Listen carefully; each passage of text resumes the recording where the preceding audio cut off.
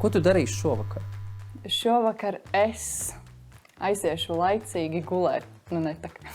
Nē. Šovakar es ar bērniem kopā aiziešu uz kino pa ilgiem laikiem, jā. Mēs esam nodomājuši skatīties filmu ar nosaukumu. Neatceros to nosaukumu, bet tā ir multfilma par emocijām, kas notiek mūsu katra prātos, kā tur... Prātspēles 2. Jā, Es biju arī tā ar ir bērniem. Iesaku, būs izdevies vakars. Super, ļoti labi. Līdzdalības svarīgākais elements ir? Nemitīga kustība. Manā dzīvē līdzdalība. Neatņemama sastāvdaļa. Paldies, Zana. Zana, paldies. Jā, tu esi veiksmīgi izturējis mūsu ātros jautājumus, kas nav vienkārši. Es domāju, ne tev, ne mums, bet jebkurā gadījumā jāpaldies, ka tu esi pievienojusies TSLV līdzdalības sarunām. Mēs tev zinām kā vienu no Latvijas lauku fóruma nemitīgiem cilvēkiem. Ja nemitīgiem cilvēkiem izklausās maz drusciņās varbūt dīvaini, bet tādiem aktīvistiem, respektīvi un kodola. Un es pieņemu, ka tā varbūt arī ir tā mūsu sarunas tēma, bet varbūt arī tās ir citas tēmas, ar kādu to vēstījumu un to domu vispār tu nāc pie mums uz sarunu. Man svarīgi ir, lai pēc iespējas vairāk cilvēku tiešām sāktu aizdomāties par to līdzdalību, kāpēc tas ir svarīgi, kāpēc mums katram vajadzētu būt daļai no šī līdzdalības mehānismu. Jo līdzdalība man šķiet tas tāds jēdziens, kas ir ļoti sarežģīts, bet reizē pirmatnējs un pašsaprotams, bet tieši tik pašsaprotams, ka par to mums atkal ir jārunā, jo mēs vairs nespējam šīs pašsaprotamās lietas izskaidrot pietiekami. Un, tāpēc es priecājos, ka jums tādas līdzdalības sarunas ir, un mēs kopā droši vien tā varbūt mazliet filozofiski, varbūt mazliet arī praktiski varam pieskarties tai līdzdalības tēmai un skaidrošanai. Jā, līdzdalība, viņa. Viņa jau ir persona. Viņa vispār ir klātsoši. Man ļoti žēl, ja citi viņu neredz. Bet, šita līdzdalība, mēs runājam par teorētiski un stāstam, un kā tu saproti līdzdalību, un kas ir līdzdalība, un tad ir tā praktiskā līdzdalība, kas tiek darīta praktiski, un mēs varbūt par brīžam nenosaucam šo notikumu vārdā līdzdalība. Un tad, man liekas, ir tā, ka ir arī tāda lieta kā līdzdalība pilsētā un līdzdalība laukos. Vai tu vari mazliet ieskicēt, ar ko tu sastopies, tā kā līdzdalība laukos? Tas vispār jautājums pašā saknē jau ir pilsēta un ir lauki, ir dzīve laukos un ir dzīve pilsētā, un tās ir pavisam divas dažādas dzīves. Un līdzdalība pati par sevi ir atkarīga arī savā ziņā no tā cilvēka blīvuma, kas ir apkārt, vai ne, cik tad mums ir pieejami tie citi līdzdalīgie cilvēki apkārt. Bet par pašu līdzdalību no sākuma domājot, laukos līdzdalība. Vai ir vispār? Droši vien jāsāk ar to, vai ir. Ir. Ir fantastisks ziņas. Man arī liekas, ka ir. Un es laikam gribētu teikt, vismaz, es jau vairs nevaru sev saukt par pilsētnieci, kaut gan savus gadus esmu nodzīvojis arī Rīgā. Studijas visas pagāja un tā, Sarkandaugavā. Bet arī tur es jūtu līdzdalību Sarkandaugavas biedrību, piemēram, ja? Bet tomēr ir spēcīgāki piemēri, vismaz manā pieredzē, kur tie lauki ir ar savu līdzdalību stiprāki. Un es nezinu, ar ko tieši tas saistās. Var mēģināt vilkt paralēlus uz to, ka tad, kad tev vairs nekā varbūt tik daudz nav, ko izmantot, tad tu sāc rast tos resursus arī iekšēji sevī. Bet man šķiet, ka līdzdalība pamatā sākās no interesēšanās par procesiem, kas notiek visapkārt man.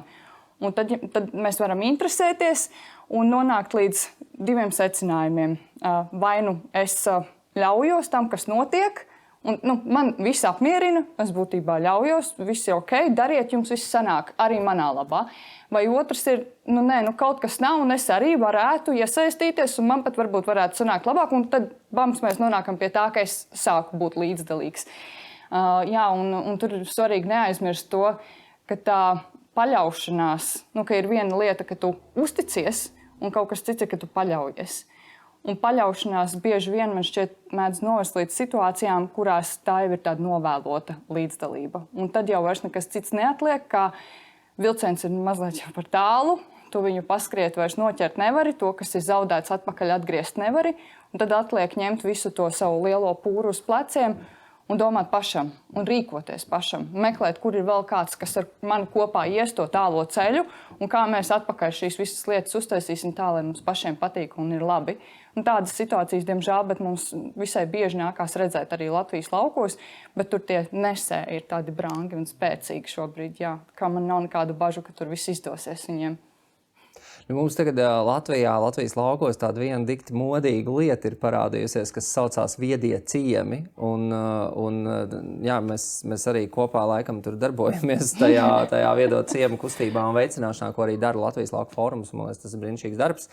Bet atgriežoties pie viediem ciemiem, ļoti interesanti vispār šis nosaukums pats, jo man liekas, tas nosaukums pats rājas ļoti dažādas asociācijas no tā, ka tas ir kaut kāds digitālo hakeru kopiena kaut kur, es nezinu, pļavā, ja beidzot ar to, ka mēs sakam, nu mēs jau visi tādi viedi un es nezinu, vajag tradīcijas kopt un tas viedums nāk no tā, ka mēs tur, nezinu, pasēžam pie ugunskura zem ozola un tā.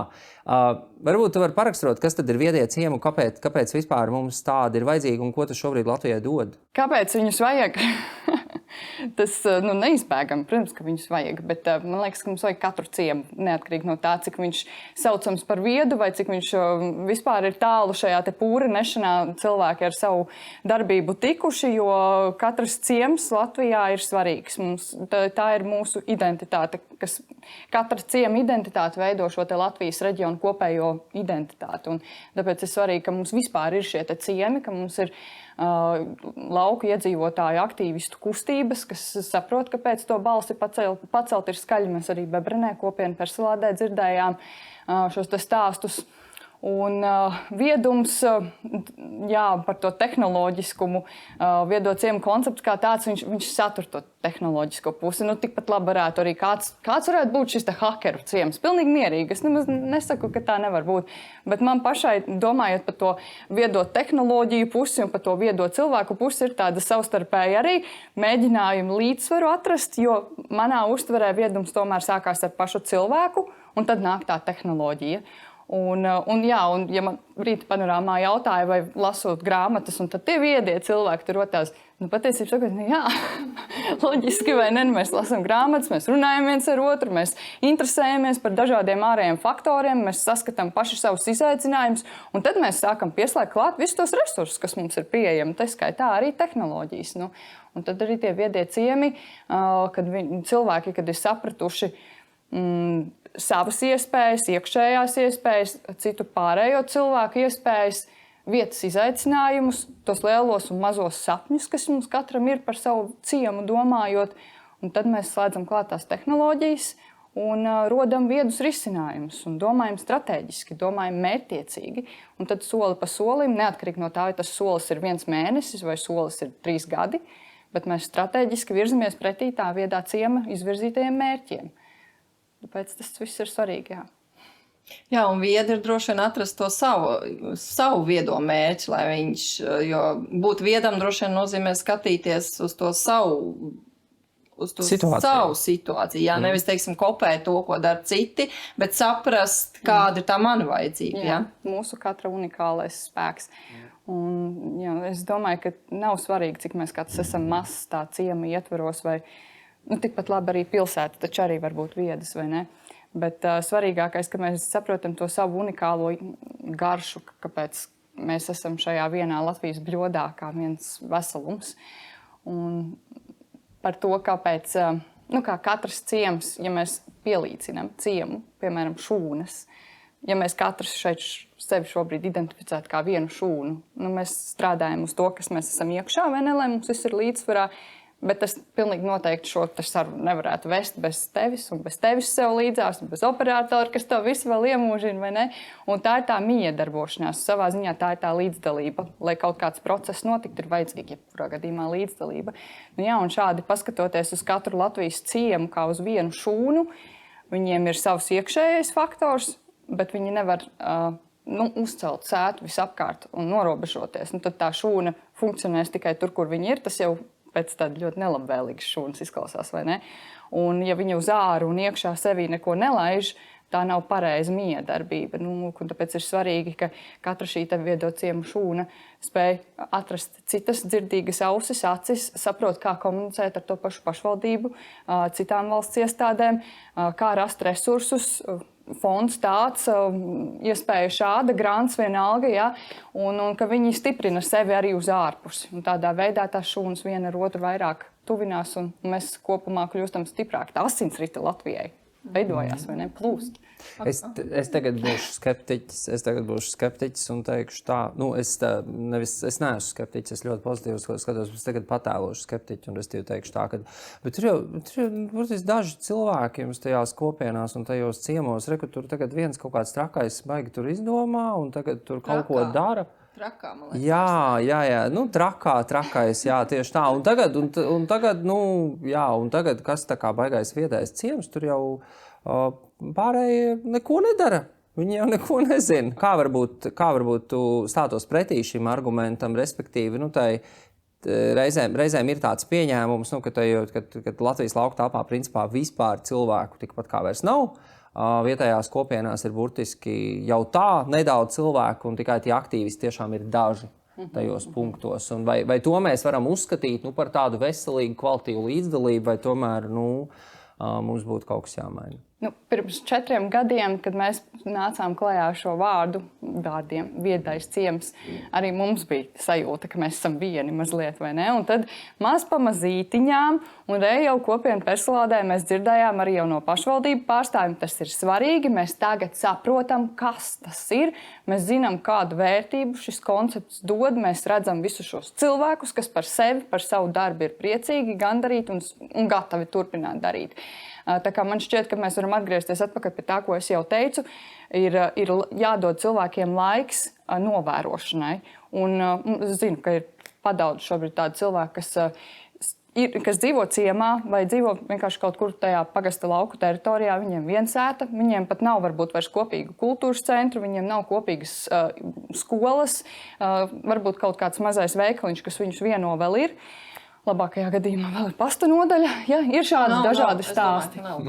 Vai varbūt arī vairs nav pasta nodaļas, bet ir šis te viens, ko tu saki, tas viens kopienas cilvēks, kurš tic tai vīzijai, viņš tic, ka lai vai tagad tur vairs nav viss tas, kas kādreiz bija, tas pats vai vēl kaut kas labāks var atnākt vietā, un man ir jādara. Un šis viens, kamēr viņš izcietīs to ceļu, kamēr pārējie viņu testēs, viņi vēros, viņi gribēs saprast, ir, nav. Un katram nostrādā kaut kas savs. Vienam nostrādās projekts par bērnu laukumu, citam nostrādās kopīgi radīts feins pasākums pagasta iedzīvotājiem. Viņš sapratīs, ne, bet tā vajag turpināt aiziet. Es nākšu tev tālāk, es tagad beidzot saprotu, kāpēc. Un tā tas ritenis man šķiet, ka iegriezīsies. Nevajag baidīties, ka tu tagad esi viens kopienas līderis un viss. Citur, piemēram, ir vismaz kādu, līdz 10 cilvēkiem, kas regulāri nāk un tiekās un ir tie virzītāji. Un viņi savā tajā burbulī stipri visam tic, neatkarīgi no tā, ko varbūt citi pagastā runā. Bet ar laiku tas mainīsies un vienkārši jāļauj katram ieraudzīt tas brīdis, kad viņam būtu līdzdalīgam. Jā, man brīžam šķiet tā pafilozofējot par viedo ciemu kontekstu un kopienām arī. Varbūt ir ļoti daudz dažas kopienas, kas nemaz nav viedais ciems, bet kā kopiena, kā kopīgs tāds viens virziens. Kaut kā šķiet, ka tas varētu būt, ja ne vienīgais, tad viens varbūt no 2 izdzīvošanas veidiem vietai un cilvēkiem laukos. Ka tas vairāk nav variantu. Ja mēs vēlamies turpināt dzīvot, tad šī te kopienas domāšana un viedā ciema pieeja ir tas, kas ir vajadzīgs. Jā, jo kā tas kādu brīdi atpakaļ noteikti notika, es pieļauju, man gan tas bija jau skolas laiks, pamatskolā, piemēram. Es arī tagad skatos uz to visu pavisam citādāk. Mums bija pagastā skola, Mārsnēna pagastā bija. Un man ir tiešām ļoti, ļoti žēl, saprotot šobrīd, ka tas vairs atpakaļ gan nekad neatnāks visdrīzāk, jo ēka šobrīd ir aizņemta, vismaz tiek izmantota, bet ir aizņemta. Un skola bija tāds vienojošais elements. Un šobrīd mēģinot runāt ar jauniešiem, kas ir mūsu pagastā, es pat nespēju ieraudzīt to kopīgo. viņi pat nepazīst viens otru. Katrs brauc kaut kur citur, katrs atbrauc atpakaļ pagastā citos laikos. Un iedot to iemeslu nākt kopā šiem jauniešiem ļoti sarežģīti šobrīd. Bet tas ir svarīgi, jo vietas identitāte, no kuras tu esi nācis, ir tā, kas visdrīzāk liks tev sajust, kāpēc tu gribi dot šai vietai atkal atpakaļ. Un ja tas posms iztrūkst, tad ir bēdīgi. Bet tas ir tāds sarežģīts jautājums, ar kuru mēs arī šobrīd lauku fórumā ik pa laikam domājam, kā to risināt, bet vienas atbildes nav. Ir jāmēģina eksperimentēt un darīt. Un tās situācijas tādas, es domāju, ka ir veidojušās tieši tāpēc, ka mēs ilgu laiku paļāvāmies. Mēs naivi uzticējāmies. Un droši vien arī tāpēc, ka nezinājām. Nezinājām, ka var citādāk, un tad mēs paļāvāmies, jo viss taču notiek. Un tad tā hops, ātri viss, vairs pēkšņi nekas nenotiek. Un kā? Un tad, kad tu nezini, kā, tad arī ir tā, ka atliek tikai aizvērt acis un noskatīties uz sajust to visu, un vairs tu neko nevar izdarīt.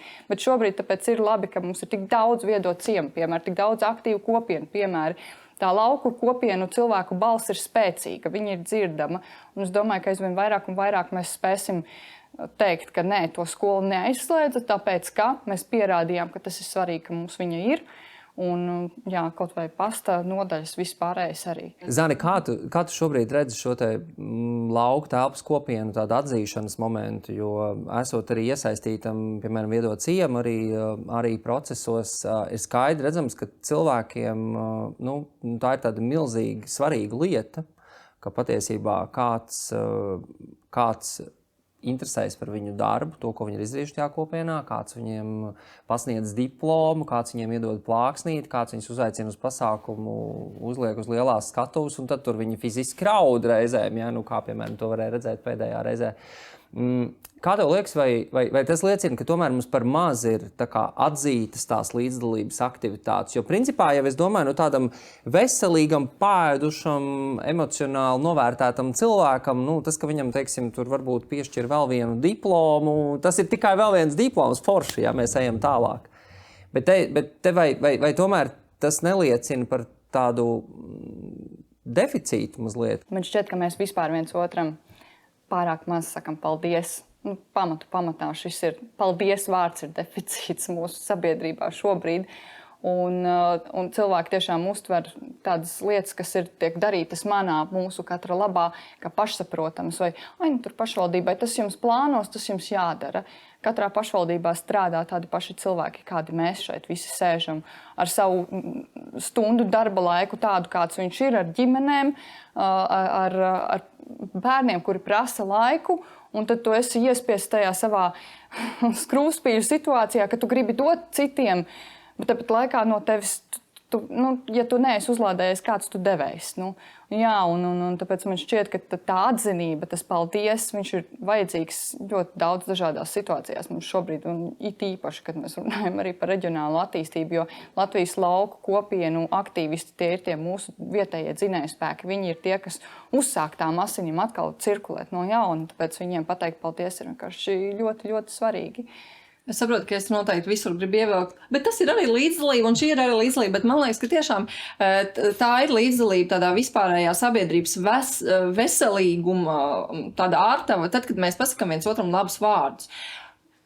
Elementāras lietas, kas cilvēkam ļoti daudz nozīmē, ko it kā nav pat grūti pateikt, un varbūt, ka tu pēc tam aiziet, pēc tam nodomā, tas bija baigi foršais pasākums.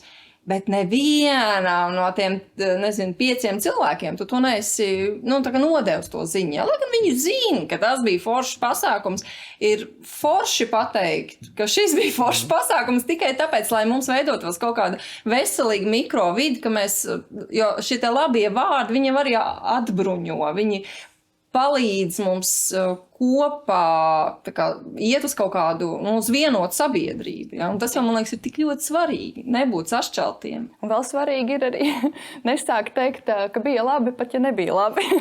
Jo mums bija tāds viens gadījums, bet viss kārtībā, visa kritika ir jāuztver, un arī pēc persilādes mēs dzirdējām ļoti daudz tiešām labus vārdus, un tiešām paldies visiem, kas mums palīdzēja, bet loģiski, ka arī kritika kādreiz ir svarīga. Jā, tā kā arī to mēs uzklausījām un būs par ko padomāt, droši vien arī kādos brīžos vēl ko uzlabot. Jā.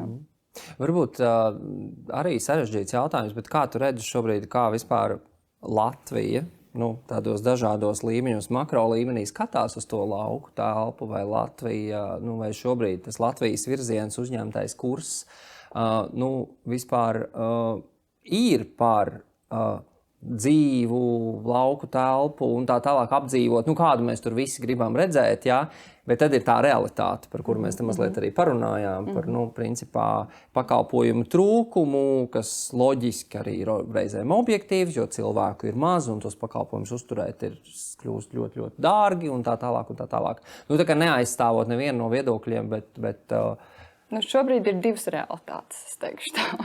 Un vajadzētu tā, ka mēs nonākam kaut kur pa vidu.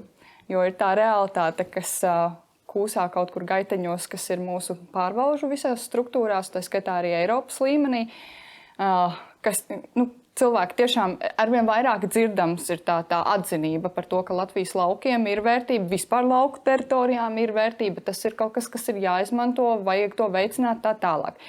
Bet tur savukārt trūkst bišķiņ tā saķere, kā?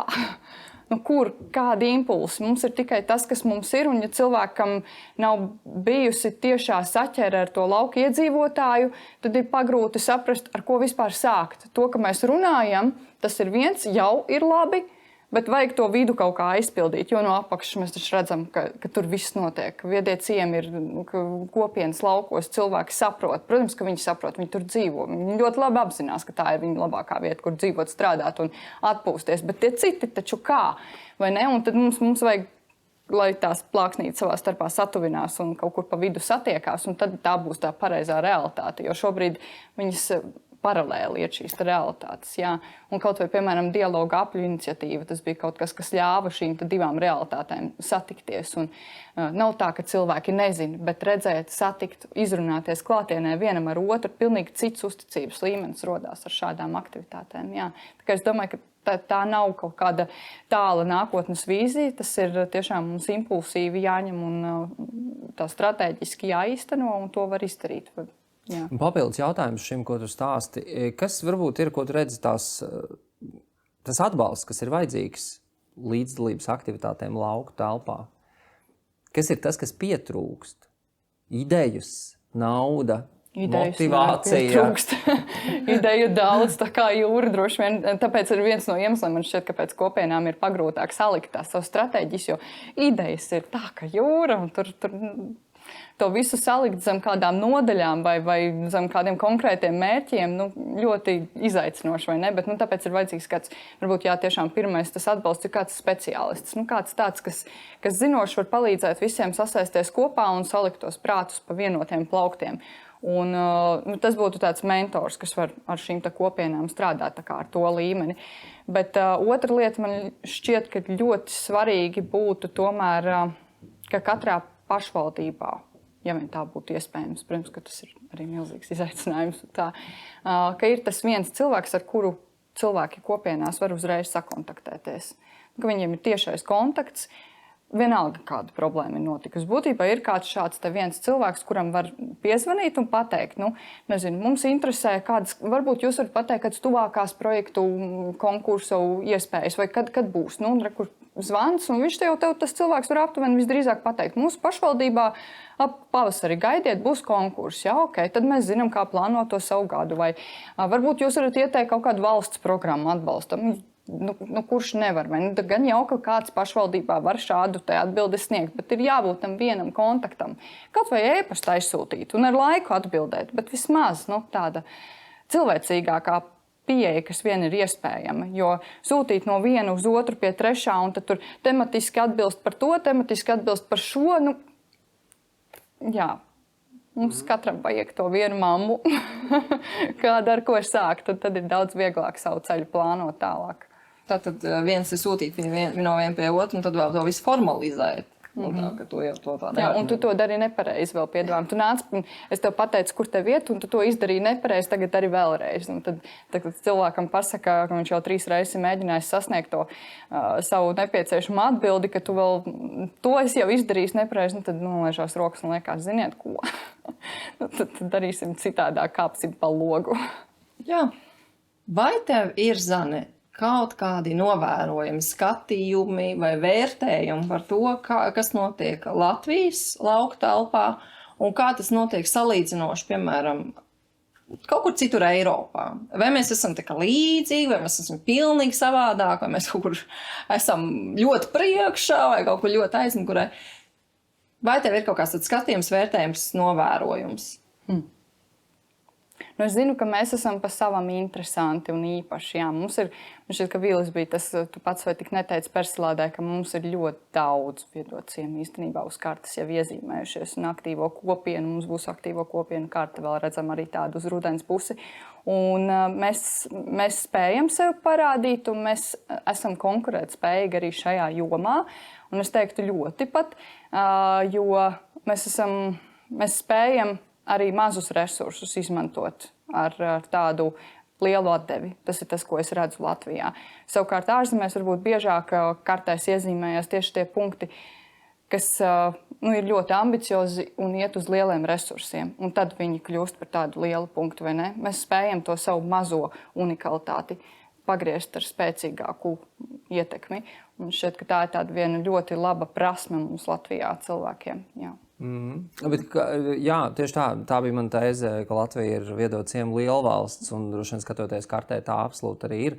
Bet tad redz, kā ir, piemēram, problēmām, tās varbūt, jo mēs runājam ļoti bieži līdzlība tieši balstīt, tu arī teici, tajā, ka kaut kas nav, kaut kas pietrūks, un tad es tur eju un tagad mēģinu to, kā saka tautas valodā, izkapāt, ja?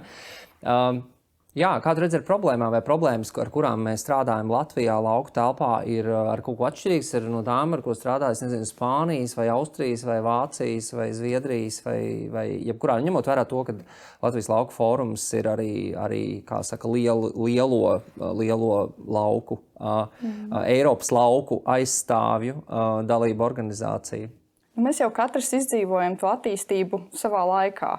Un, piemēram, dzirdēt pieredzi no Polijas kolēģiem par skolu slēgšanu. Es nodomāju, labi, mēs arī šādi laikam tomēr vairs nevaram īsti noreaģēt, jo viņiem situācija bija pilnīgi cita. Viņi jau tajā brīdī jau bija kopienās aktīvi cilvēki, kas bija jau atzīti, ja? Un tajā brīdī, kad tev valsts mērogā pasaka, tagad mēs taisīsim skolu reformu, visi reizē. Neatkarīgi no tā, kurā punktā kartē tu esi, kad visi reizē paceļ savu balsi, tad mēs nerunājam vairs runa par tikai Mārsnēnu pamatskolu, kas rūp tātad tikai tiem, kas ir tajā pagastā, jo, protams, es sēžu Rāmuļos vai kaut kur, man ir sajūta, paldies Dievam, manai skolai, vai ne? Tas ir tas, ko cilvēkam pirmā asociācija. Un tu it kā tur esi, tu saproti, ka tas ir briesmīgi, kas ar viņiem notiek, bet kā man iesaistīties, kā man atbalstīt. Un tur, piemēram, tā situācija bija tāda, ka viņi reizē arī visi to pateica, nē, kur mums ir mūsu piedāvātais risinājums, mēs varam uzturēt lauku skolas ar kopienu palīdzību, mums tikai vajag to pārorganizēt. Un tad finansiālā puse arī, piemēram, veidojās skolām no tā, ka vecāki daļēji sēdz ar to, ka viņi grib sev mūža izglītības kursus, un viņi maksā par mūža izglītības kursiem, kas savukārt nodrošina daļēji arī viņu bērnu izglītību lauku teritorijā. Lūk, kaut vai šāds. Un viņiem tā situācija pienāca citā laikā, bija citas iespējas, mēs nevaram sevi te pielīdzināt. Bet izaicinājumi, protams, ka ir ļoti līdzīgi, tikai atkarīgs, kad tie sākās un ar kādiem resursiem mēs pret tām problēmām tajā brīdī nostājamies. Es domāju, ka mums nevajag tik daudz iedzināties uz to, kādā līmenī mēs šobrīd vai attīstībā vai kur esam. Mums tiešām jākoncentrējas uz to, kas mums tagad ir un ko mēs ar to, kas mums tagad ir, varam mainīt. Un tas ir galvenais, kas ir jādara. Jā, atliek tikai novēlēt, lai mums izdodas būt viediem līdzdalībā. Jā, paldies. Es domāju, ka mums Latvijas lauki to pierādīs, ka tā būs. Jā. Zana, liels paldies. Paldies, Zana. Paldies jums, ka jūs man uzklausījāt un devāt šo iespēju. Paldies.